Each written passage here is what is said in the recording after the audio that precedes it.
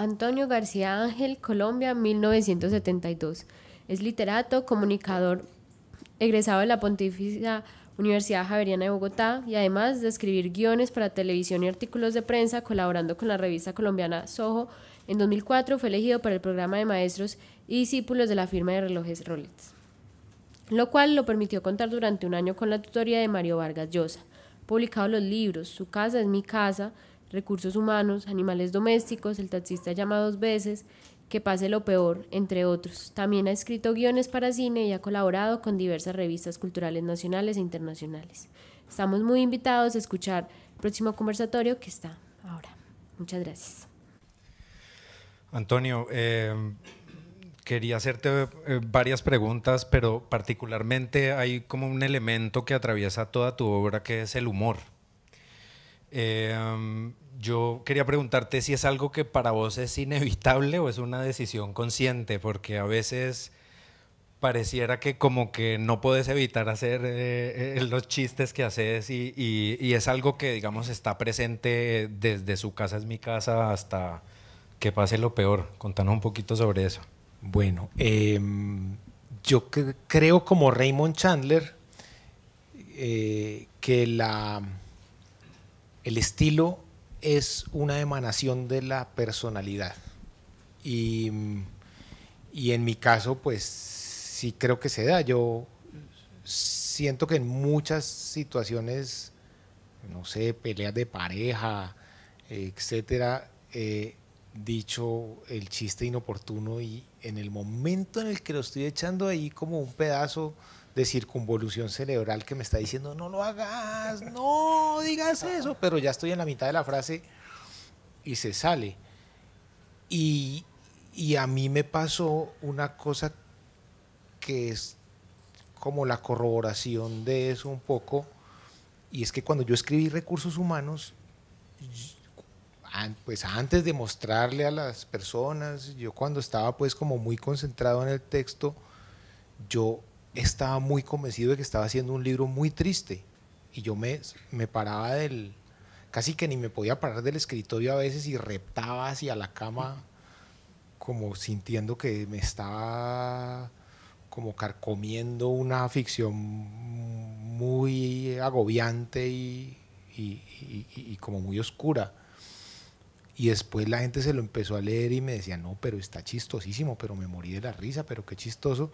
Y como que había una parte de mi cerebro que no se había dado cuenta que estaba haciendo eso. Y después leí la biografía, no es una biografía, pero el libro de Max Brod sobre Kafka, y hay una parte del libro de Brod en el que cuenta que Kafka en la que cuenta que él reunía a sus amigos y les leía textos y de pronto en la mitad de la lectura a él le tocaba parar porque estaba muerto de risa y todos estaban agobiados de leer eso. Entonces ahí fue cuando me di cuenta que nosotros los escritores muchas veces somos como los Volkswagen del 49. En el 50 lo abolieron por la cantidad de accidentes que había tenido ese carro. Y yo siento que los escritores somos muy así, somos muy inconscientes de lo que estamos haciendo, pues, y por eso los escritores siempre necesitamos como un copiloto que vaya en el puesto al lado sacando la mano, asomándoles a uno y diciendo ya puedes cambiar de carril, o bajándose del carro para ayudarlo a uno a dar reversa. Cuando escribís sobre estos personajes como medio vulnerables, un poco absurdos, generan de alguna manera mucha empatía. ¿Qué encontrás en esa cotidianidad del oficinista que te parece como territorio literario, especialmente teniendo en cuenta que la lectura y la escritura son ejercicios como solipistas, que como decís vos a veces hay que tener un copiloto para que te guíe? O sea, ¿por qué justamente te llama la atención ese universo? Por escapar del personaje con biblioteca, digamos.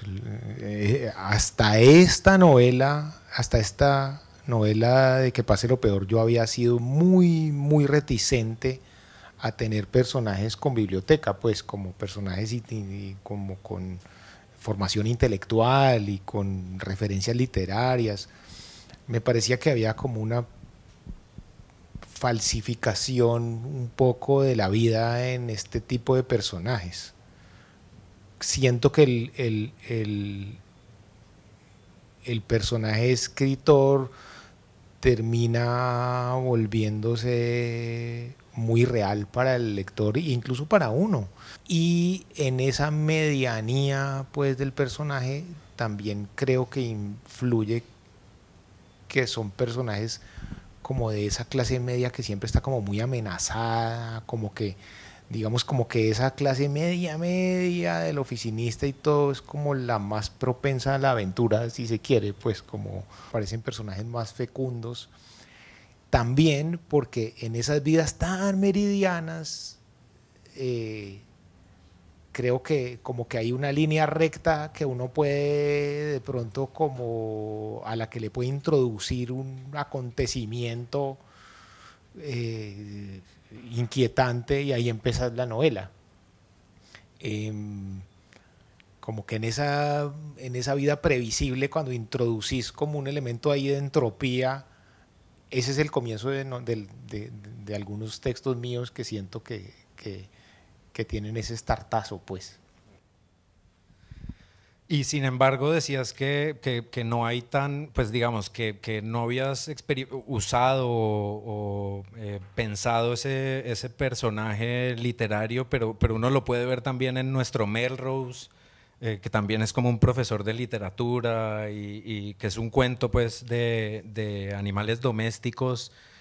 Y bueno, con Instec también aparece en ambas, no sé si quedaba cerca a tu casa y como que lo usas de referencia, pero y cuando uno lee, digamos, esas dos en conjunto, es inevitable pensar de alguna manera en lo autobiográfico y pues evidentemente en Que pase lo peor, esas referencias literarias están mucho más evidentes que en las demás novelas, pero ¿qué tanto hay de autobiográfico? ¿Qué tanto de...? Yo sé que eso es una pregunta medio cliché, pero... No, pues yo creo que es muy difícil sustraerse a la autobiografía. Incluso siento yo, vos puedes agarrar las crónicas marcianas de Ray Bradbury y empezar a desentrañar y decís, en la tercera crónica marciana seguro que este man está hablando de su disolución matrimonial, ¿sí? Muy en clave y todo. Yo creo que pues haciendo esta salvedad tan obvia, considero que en nuestro Melrose sí hay un juego un poco como incluso a la autoficción, porque el personaje dice que hay un personaje que le dice Antoine y tal, entonces el Antonio, sí, está puesto por ahí. Y en Que pase lo peor también hay ciertos insumos que funcionan como punto de partida, digamos, de de una versión más bien alternativa de mí, pues como que a mí nunca me fue tan mal como a Nelson, pero sí creo que esa sensación de él de derrota sí es un insumo que venía de mi vida en ese momento, porque yo tardé 9 años entre declive y Que pase lo peor, y al empezar la novela pues como que mis libros habían salido de catálogo más o menos, y como que en los anaqueles de las librerías era difícil encontrarlos, y como que te van olvidando en los eventos y ferias. Pero claro, eso está aumentado muchísimo más en el personaje de Nelson. Uno nota, digamos, en tu obra, yo no he leído El taxista, llama 2 veces, pero quizá a partir de Declive vos empezás a introducir elementos fantásticos que no estaban, digamos, antes en Recursos Humanos, Que pase lo peor, y quizá en los cuentos. Recuerdo también Gordito, que me parece un gran cuento. Digamos, si uno se va a la tradición de la literatura colombiana, pues hay dos grandes referentes, al menos que veo yo ahí, es obviamente lo fantástico de García Márquez, para no hablar de realismo mágico y no meterme en problemas, y lo urbano de Caicedo. Y siento yo que a partir de Declive empezás como a juntar esas dos tradiciones literarias en tu obra. Evidentemente Kafka, tanto en Declive como en Que pase lo peor, también es una gran influencia. Eh, digamos, qué es lo que te interesa de lo fantástico para reflejar quizá lo absurdo de la existencia? Incluso Declive es una novela que puede tener una explicación psiquiátrica si se quiere, digamos, como que hay un elemento fantástico al comienzo, pero luego tiene una resolución en la que uno puede explicarse lo que está sucediendo por un desorden mental que tiene Jorge, el personaje principal. Pero ahí yo me quedé antojado de hacer algo que tuviera ya un carácter más fantástico. Yo no me había metido por esos caminos, digamos, porque de alguna manera Declive es una falsa fantasía, si se quiere. Pero era algo a lo que yo le venía como coqueteando y pues he tratado en cada libro de introducir algo que no hubiera hecho antes. Y sentí que para Que pase lo peor ya era el momento de como soltar las amarras de la realidad y entrar en esos registros más fantásticos. Yo creo que entro en lo fantástico más de lleno en este libro, pero que la ciudad, ese elemento urbano, pues, en el que hay una descripción más minuciosa, pues, como de cada calle y todo eso, sí venía desde antes, sí lo podemos ver desde mi primer libro, desde Su casa es mi casa, porque como que me parecía que era importante describir el entorno, y también creo que, a diferencia de otras ciudades que tienen como un paisaje letrado más fuerte, una tradición más fuerte, vos pasas un personaje por la calle Corrientes y por ahí pasó el de Borges, por ahí pasó el de Sábato, por ahí se cantaron 6 tangos, por ahí está una canción de Fito Páez, y digamos que eso pasa con París. Vos pasas a alguien por la calle Rusan Sulpice, y si te vas a la literatura, por ahí pasó el de Rob Grillet y por ahí pasó el de otros 6 escritores, y así Nueva York. Pero nosotros no tenemos esa cultura, pues no tenemos ese gran acervo literario que hace que esté como allanado el terreno en el imaginario del lector para que cuando le digan un sitio haya una imagen mental. Antonio, un punto que a mí me llamaba la atención de la novela es que, digamos, comienza hasta la página 100, el primer tercio, con una historia de amor, guión de ese amor, pues muy convencional, ¿no? Nelson pretende a una chica, Raquel, que como que sí, como que no, y finalmente cuando tiene la gran oportunidad le pasa lo que le pasa a raíz de esa comida picante que le cae mal y tal. Y después viene, digamos, como la segunda gran novela dentro de tu novela, que es el asunto de lo kafkiano.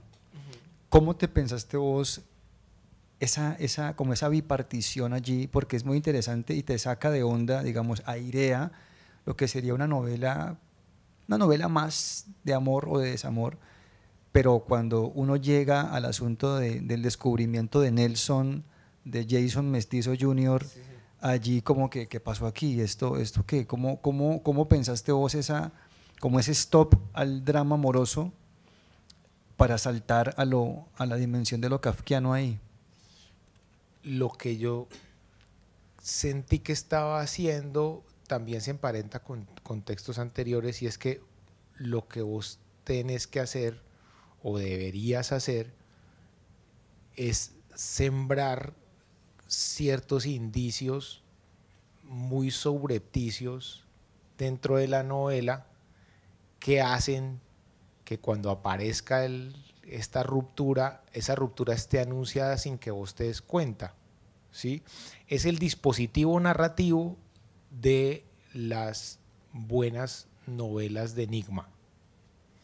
Las buenas novelas de rompecabezas, las que funcionan mejor y las que a mí me gustan y las que más o menos desde cierto tiempo hacia acá pues pregona la norma a la que yo me acojo, es que cuando se resuelve el misterio y el detective organiza las piezas estaban desperdigadas a lo largo del texto, entonces vos tenías como lector los mismos elementos con los que cuenta el detective para resolver el caso. Lo que pasa es que el detective es más astuto que vos y puede anudar el caso con esos mismos elementos que estaban ahí puestos, como más fácil que vos que los tenías ahí puestos. Entonces es diferente la reacción en la que uno dice como y comprendes bueno, entonces si vos lees con cuidado la novela te das cuenta que esos cambios de tercio vienen anunciados de una manera como subterránea, pero que están puestos allí. Entonces creo que sí hay una ruptura fuerte, pero que es una ruptura que tiene unos indicios puestos allí como para que vos puedas intuir que eso va a pasar. De hecho, en la página 108 justamente dice, no quiero exagerar mi bagaje literario. Había leído La Metamorfosis en el bachillerato. Recordaba la trama y el nombre del protagonista, pero no la releí en la universidad. Era de esa clase de relatos que todos conocemos porque trascendieron la literatura y hacen parte de la cultura popular, como el adjetivo kafkiano. De alguna forma es como si todos hubiéramos leído La Metamorfosis, pero Mestizo, que es el comerciante de telas, no tenía la menor idea. Kafka, creo que sí lo he oído nombrar. Sí, escribió una historia como la de Jason. Lo de su separación es de otro libro, dije, pero Mestizo no me escuchó o fingió no hacerlo. Aunque no sea correcto ante los ojos de Dios, quiero darle cristiana sepultura, llevarlo a enterrar. No quiero echar su cuerpo a la basura, dijo. ¿Usted me ayudaría a bajarlo y ponerlo en la camioneta? Creo que hay ya no es una pista, sino que ahí ya le soltás al lector pues la referencia concreta, porque en la página 106 y 107 viene con el asunto de la transformación, pero todavía no has soltado allí el referente concreto. 2 páginas después se lo sueltas digamos, en propiedad. Claro, porque para eso también es el personaje literario, pues el personaje literato, perdón, el personaje literato ahí en posesión de las claves, pues tiene que anunciarlas, ¿sí? Y ahí digamos también está puesta esa referencia y esa frase que vos lees, porque hay el mayor premio para un escritor es que el personaje o algún aspecto de su obra trascienda el libro y se vuelva de dominio público, como el Quijote o decir quijotesco, o el 007, que muchísima gente no se lee las novelas de Ian Fleming, pero sabe quién es el 007, y Drácula y Frankenstein, ¿sí? Entonces de alguna manera es también echar mano de una referencia que está muy en la cultura popular para que ese golpe de efecto pues tampoco deje tan zombie al lector. Tú haces una parodia aquí muy chistosa a lo que decía Carlos al principio. Tú creas a la Chiqui Ávila, ¿no? Esa Chiqui Ávila es para ti como la licencia para cuestionar, impugnar o observar esa política chueca que es la que justamente representa el vendetelas, que quiere ser concejal en Bogotá. Y ahí pues el personaje se despacha con unas opiniones muy mordaces sobre la Chiqui Ávila. Dentro de las muchas novelas que es tu novela, entre los muchos temas que toca, ese tema, esa arista de lo político, ¿cómo la construiste? ¿Por qué la construiste? ¿Cómo la construiste? Yo en mis años mozos, yo vivía metido día y noche tratando de hacer notas ya en el Senado, en el Congreso, y entonces ahí como que uno en medio de su parodia y todo, pues como que rozaba hombros y codos con Moreno de Caro, con un poco de políticos muy bufos de ese momento. Hay un señor que se llamaba Guillermo Nanetti Valencia, que andaba como con un camarógrafo detrás y era como todo un señor muy particular. Había como, a mí me tocó ver mucho de esa política muy frontalmente. Entonces creo que eso se terminó volcando un poco en la novela y fue inevitable llegar a como que se me fuera metiendo un poco la política en el momento de la escritura allí, pues Rodolfo Hernández y todo, porque es que Reinaldo Mestizo, que es un personaje que está ahí, es un aspirante a concejal y hace parte de una estirpe que nosotros venimos arrastrando por allá desde el doctor Goyeneche, que quería techar Bogotá, quería pavimentar el río Magdalena, y pues Mario Gareña, Regina Betancourt de Lisca, Regina Once, el concejal Lustrabotas, mejor dicho, el mismo Moreno de Caro, y Rodolfo Hernández, que salía como echando sal así, con unos prepagos en esas, y que era como un señor muy estrafalario, que terminó metiéndose eso en mi novela también, pues como que terminó colándose en mi novela, pero digamos que no era un tema que fuera ajeno a mi formación, digamos. Yo quería volver, haciendo una anotación, digamos, a esa última pregunta, y sin embargo aparecen personajes reales, ¿no? Tu comadre Pilar Quintana aparece mencionada por ahí, y luego mencionas también a un escritor que aparece desnudo en todas sus portadas, y lo usas un poquito también como para burlarte del establecimiento literario. Sí, claro, pues es que creo que también era una oportunidad de emparentar a mi personaje, que es como un escritor fracasado, con esos escritores que también vinieron y se fueron, y con esos personajes que uno también ha visto por ahí en los cócteles y todo, y creo que era interesante como para darle también como soporte de realidad a mi personaje, mencionar la bobada literaria, el malpensante, el tiempo, el espectador, sí, como, y aparte meter algunos apuntes sobre, ahí está Pilar, está también mi gran amigo Ricardo Silva, sí, pero meterlos de una manera en que pudieran servir de coordenadas para leer al personaje. Vos sos un fanático del rock y recientemente llevabas años esperando que lanzara The Cure Songs of a Lost World. Está muy documentado también tu amor por Radiohead, que no lo amabas tanto, pero que aprendiste a quererlo. Y hay también una larga tradición de rock y literatura. Contanos un poquito porque menciones a Policarpa y sus viciosos, sí. La Pestilencia y Dilson Díaz, sí. Los bares del Onder bogotano. La pornomotora. Contanos un poquito esa decisión consciente y cuándo veremos algo sobre Radiohead mencionado ahí.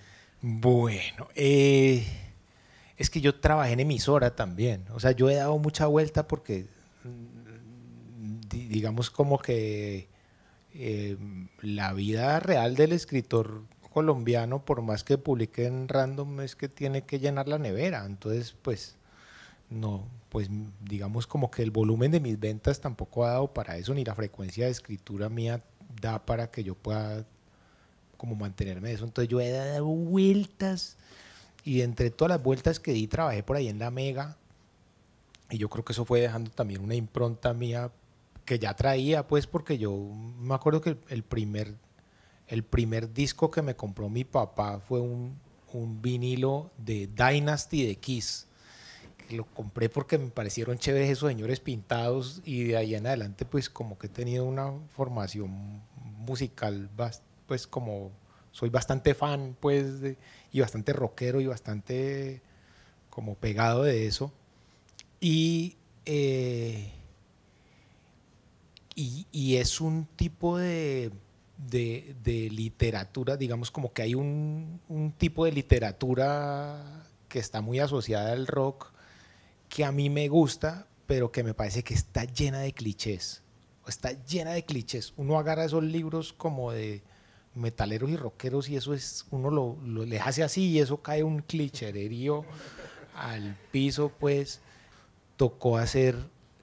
hubo que hacer el cancionero de Rock al Parque. Entonces era una colaboración entre el Instituto de Recreación y Deporte y EIDARTES para sacar un libro que pudiera leerse sin música, que vos agarraras el libro, lo pudieras abrir y pudieras leer un poema. Vos escribiste junto con Pilar Lavaperros, la dirigió Carlos Moreno y quería hacerte aquí dos preguntas, un poquito. ¿Te alcanzó a tocar un poquito ese under caleño de los 90, de mediados de los 90, Plaza Sésamo, Maloca, este tipo de sitios y las bandas? ¿Podría uno hablar de un grupo de Cali noventero pensando que hay escritores como Pilar y vos, hay cineastas como Moreno y Navas, hay bandas como Superlitio que descienden de otras bandas noventeras? Digamos, la segunda pregunta ahí sería, ¿qué es lo que hace a un escritor, por ejemplo, que uno puede decir es un escritor caleño? ¿Te consideras vos un escritor caleño? No has escrito, digamos, puntualmente sobre Cali, pero pues naciste en Cali, estás permeado por esa... Bueno, mira, a mí sí me tocó esa movida. Yo me acuerdo que estuve en el primer Martins, en La Gruta, que era roto por allá. Plaza Sésamo, amigo y conocido desde que éramos chiquitos de Salvatore Aguilera y de El Chusco y sí, y pues no sé, en todos esos antros estuve también. Yo creo que Superlitio es como como el más emblemático y como de mayor fuerza y de mejor lírica quizá de nuestra cosecha caleña. Yo creo que hay una movida pues que por ese lado no sé si responda a tu pregunta pues. Por el otro, fíjate que mi primera novela, Su casa es mi casa, es una novela de caleños en Bogotá. Todos los personajes, los amigos y todos son caleños, se vocean, ¿sí? Y hay unas referencias del personaje como a su bachillerato y como su proveniencia de Cali, digamos. Que yo siento que es como una novela de inmigrante caleño en Bogotá. En ese sentido puedo decir que es una novela semicaleña, pues. Después lo que pasó es que pues como que el escenario en el que yo me hice adulto fue Bogotá. Acá vivía, digamos, sí, pues volteaba, pero uno está muy chiquito como para conocer la ciudad de manera tan profunda. Y cuando yo llegué a Bogotá y estaba como en tercer semestre o algo así, mi primer trabajo fue ser asistente de dirección para un documentalista que se llama Fernando Ramírez, que hacía documentales sobre Bogotá. Entonces yo volteé mucho por Bogotá y como que ese fue como el insumo para yo hacer esa novela, pero me quedaba difícil construir un personaje rolo, como un personaje bogotano para mi novela, no porque yo no tenía como esa referencia, entonces lo que hice fue caleños transportados allá. Luego ya pude hacer personajes rolos y digamos que ahí ya fui como un escritor bogotano en regla, salvo por un cuento que está en Animales Domésticos que se llama Bobby. Que ahí ese cuento pasa en Cali, pasa en San Fernando y en una casa en San Fernando, ¿sí?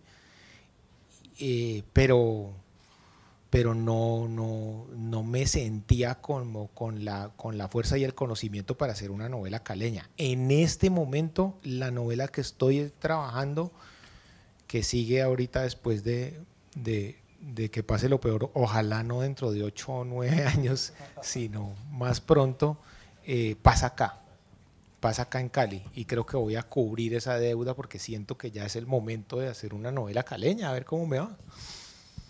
De hecho, parte de lo que decís se ve porque en la presentación que te hacen en la novela dice nació en Colombia, ¿no? Que hablábamos el otro día.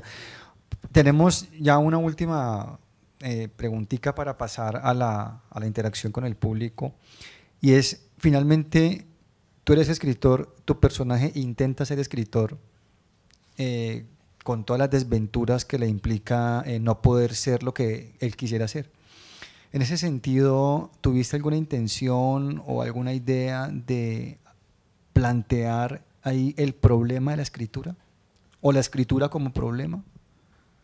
Sí, creo que está puesta por ahí en algunos momentos del libro como la idea de la inspiración, la idea del bloqueo del escritor, ¿sí? La idea de la duda, como de la duda sobre la escritura, como que ese tipo de cosas que están ahí en ese personaje bloqueado está por ahí.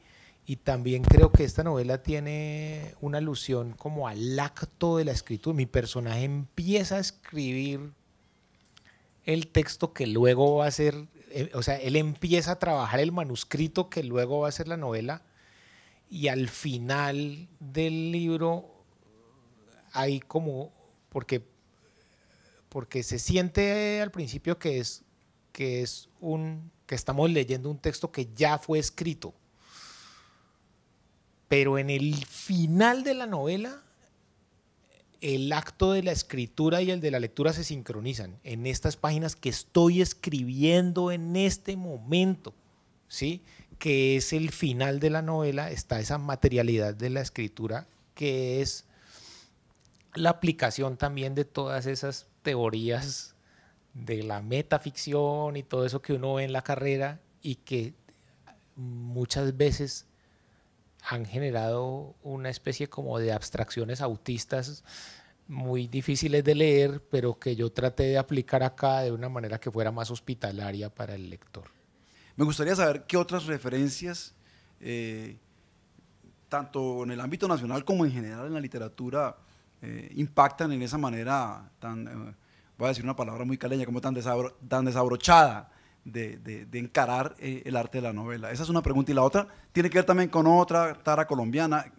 En general, la literatura fantástica, y sé que la conoces muy bien porque he leído y trabajo con mis estudiantes varios de los libros que tú editaste en Libros al Viento, hacen parte, aquí hacemos un curso de literatura fantástica.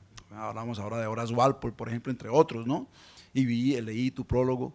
O sea, que conoces muy bien la literatura fantástica, lo sé, pero en Colombia y en general los países andinos tienen una tradición de la literatura fantástica muy escasa, a diferencia de los argentinos y de los mexicanos, quizá los uruguayos, o sea, dos puntas, pero los andinos somos menos proclives a la literatura fantástica. Y me gustaría saber, dentro de tus referencias, de tus marcas biográficas como lector, ¿qué insumos de la literatura fantástica hay? Entonces, las preguntaba sobre el tema humorístico y sobre el tema fantástico. Empecemos por el humor. Yo creo que hay un canon humorístico como subterráneo y que, si me permitís, empieza puede ir más atrás, pues, pero digamos que podría empezar en rigor, pues, con la gruta simbólica. Estaba todo esa literatura, pues, de Guillermo Valencia y esa literatura muy clásica y todo, pero la gruta simbólica se hizo bebiendo aguardiente, tocando bambucos y mamando gallo. Y de ahí salieron esas coplas maravillosas de Clímaco Soto Borda y el Getón Ferro, que ya su nom de plume, su nombre con el que firmaba ya es un chiste, el Getón Ferro. Y yo creo que ahí como que se inventa un poco, son como los fundadores del humor cachaco. Ese humor, esa posta la vienen a recibir después Lucas Caballero Klim, la viene a recibir Daniel Samper Pisano, ¿sí? Y si uno traza esa línea hacia atrás, te puedes encontrar con José María Cordovez Moure. José María Cordovez Moure, las reminiscencias de Santa Fe de Bogotá están cuajadas de humor, muchísimo. Hay unas maravillas en José María Cordovez Moure. José María Cordovez Moure es un gran humorista. Y si vos ya te empezás a dar cuenta, la línea que se viene trazando acá tiene un pie en el periodismo. Cordovez Moure era periodista. Muchos de los integrantes de la gruta simbólica eran periodistas. Klimt era periodista. Daniel Samper Pisano, periodista. Y si entramos también allí en ese asunto, también un poco por el lado de la historia y algo también de ahí, también está Alfredo Iriarte, ¿sí? Pero entonces es una línea que podemos trazar que sigue hasta nuestros días y que yo creo que valdría la pena hacerle una arqueología más fuerte, ¿sí? ¿Cómo te sientes en un rol que es tan importante para la literatura, tan secundario en los estudios literarios? Por acá en el doctorado en Humanidades estuvimos comentando la importancia de Clemente Airó, por ejemplo. Entonces todo lo que hizo con Ikeima, creo que se llama la editorial, con Espiral también, y él es central en la literatura colombiana. De alguna manera lo que él hace con el proyecto editorial es central, ¿ya? O pues desde la edición, en este caso de una revista, acá con Zapata, Olivella y Letras Nacionales, todo eso que hizo allí, pero eso que se ha hecho en IDARTES, todos esos libros que has editado, todas esas selecciones, esas antologías han ayudado de alguna forma a configurar o a proyectar lo que se lee en Colombia. Y no solo en Bogotá, porque el Libro al Viento, pues sí, impactó mucho a Bogotá, pero pues el Libro al Viento está regado. ¿Y cuántos de los acercamientos literarios de jóvenes, de personas que no están en la literatura son desde allí? Entonces hay una labor muy importante en la edición, en este tipo de proyectos, y pues saber que tú has estado allí, que has coordinado esa línea editorial tanto tiempo, que nos contaras un poquito cómo se vive eso y cómo relacionas eso también pues con tu labor de escritor, si es más bien que te quita el tiempo o también aporta. Cuando yo llegué al Libro al Viento no había colecciones, era como un popurrí, salían los libros de cualquier color y se iba rotando de muchas maneras, y mi propuesta fue hacer colecciones. La colección Capital, que es sobre Bogotá, la colección Universal, pues que es literatura como canónica universal, la colección inicial, que era para niños, es para niños, y la colección lateral, que eran como esos textos que no tienen pues como cabida en esas otras tres, pero que son textos que tienen interés. Para mí fue una maravilla y una fortuna haber caído en ese puesto y haber tenido ese oficio. Me pareció maravilloso porque yo nunca como editor tuve que lidiar en las colecciones con nada que no fuera de excelente calidad.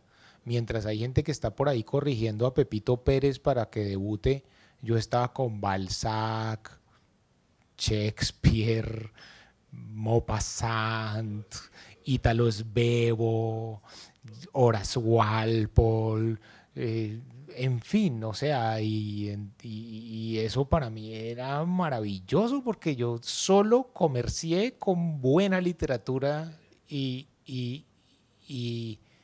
también me di gustos, pues había un comité editorial, por supuesto, en el que uno pasaba como unas propuestas, pero me alcahueteaba muchísimo, pues, o sea, me alcahueteaba muchísimo y a veces cuando no pasaba uno un libro, una propuesta mía en el año 2014, la volvía y la pasaba en el 15 y tan, listo, sí, hágalo.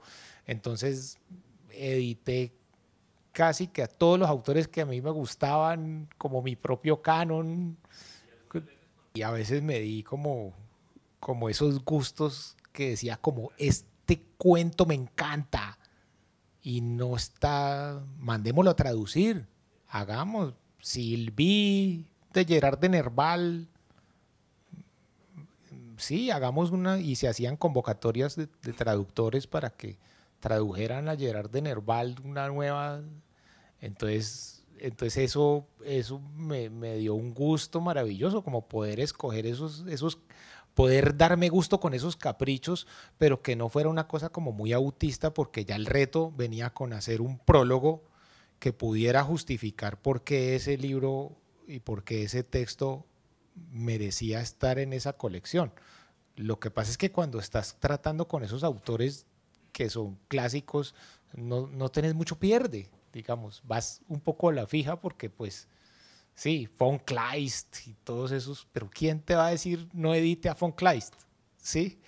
Entonces podías dentro de ese catálogo de autores escoger ciertas cosas que también tenían la pretensión de no pisarle las mangueras al señor de la editorial independiente que se consigue el traductor y que hace un texto con un libro, no sé, pues racelas.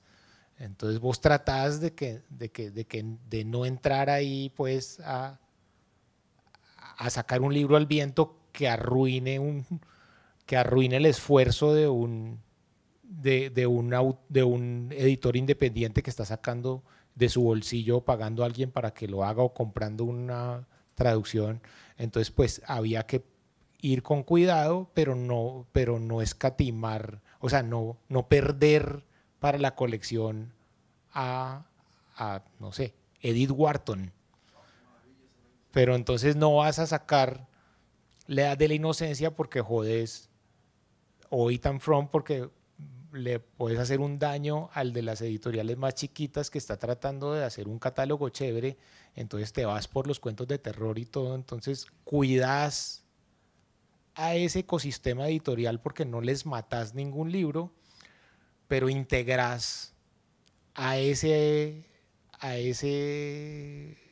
catálogo o a ese libro que está existiendo allí un segundo libro al viento, que entonces hace que quien compró ese libro de Edith Wharton y le encantó pueda ir por el gratuito del libro al viento y leerse estos cuentos.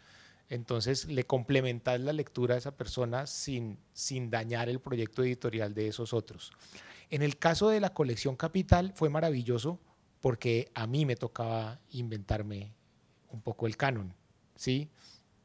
Recetario santafereño. Hagamos un recetario santafereño y metémosle literatura a eso. Entonces me tocaba irme a las hemerotecas a buscar eso, antologías sobre sobre el 9 de abril. Entonces te ibas y te metías allá a buscar todo lo que pudiera haber. Y Bogotá Contada, pues también era un lujo porque vos podías escoger también e invitar a autores a veces conocidos, a veces no tanto, para que te contaran tu propia ciudad. Y ahí opera una cosa muy interesante, y es que la cercanía con un lugar te lo hace opaco, ¿sí? Es decir, te doy un ejemplo. Vos hay un parque ahí cerquita de tu casa y vos tenés que atravesar ese parque para ir a coger el taxi, el bus, lo que sea, ¿sí? Entonces te vas por la mañana y atravesas el parque. Por la tarde cuando volvés del trabajo atravesas ese parque. Y si tenés que ir a la tienda tenés que atravesar el parque y después tenés que volver a atravesar el parque. Entonces ponele que en promedio pasas 4 veces diarias por ese parque. A ese parque vos ya no le ves los árboles, vos ya no le ves nada, vos ya no le ves nada, vos ya ese parque es absolutamente invisible. Cuando vos habitas una ciudad tanto y recorres una ciudad tanto, esa ciudad se te empieza a volver invisible. Cuando vos traes autores a que estén 10, 12 días en Bogotá y después te hagan un texto sobre Bogotá, traes gente que tiene el ojo muy entrenado para los detalles, porque son escritores y están pendientes mucho de los detalles y absorbiendo, y luego ellos te entregan un texto que vos lo lees y vos decís, ¡ay, juepucha! Yo no me había dado cuenta de eso, porque están mirando con ojos frescos lo que vos ves todos los días y se te hace cotidiano, ¿sí? Hay un artista que se llama Cristo, que no sé si ustedes lo han visto, que él tapa monumentos. Entonces ha tapado el Louvre y ha tapado el Arco del Triunfo y ha tapado un montón de lugares. Y él dice que la gente pasa normalmente por esos lugares y no los ve. Pero de pronto el tipo que va a su trabajo y de pronto ve que ese edificio al que nunca le paró así muchas bolas, de pronto está tapado con una tela fucsia fosforescente, dice, uy, juepucha, ¿esto qué es? Pero no lo puede ver porque está tapado y permanece un mes tapado eso. Y él dice que cuando se destapan esos edificios después de un mes, es impresionante ver a la gente mirando, ya no hay nada, es el lugar que veías todos los días, es el parque al que atravesabas 4 veces al día y que no pasaba nada. Si te lo tapan un mes, cuando te lo destapan vos lo ves como por primera vez, le estás viendo los detalles, le estás viendo la arquitectura, pero antes no la veías, ¿sí? Entonces a mí me dio muchísimos insumos para escribir mi literatura, hacer todas las antologías de Bogotá contada, y por cada antología eran 10, 12 textos, 8 textos de autores que venían desde afuera a mirar la ciudad y luego a mostrarte la ciudad que se te había perdido a vos. Entonces, Declive fue un poco mi ejercicio de extrañamiento, que es una técnica que propone Magritte. René Magritte, el pintor, dice que para pintar hay que tratar de ver las cosas como por primera vez. Entonces, como haciendo ese ejercicio y mucho con el insumo de esos textos que me mostraban a mí la Bogotá que yo ya no podía ver, pude recrear esa ciudad de mejor manera porque entendí y me puse muy alerta con todos los detalles que se me escapaban, porque se adormece la percepción de tanto estar metido en eso, ¿sí?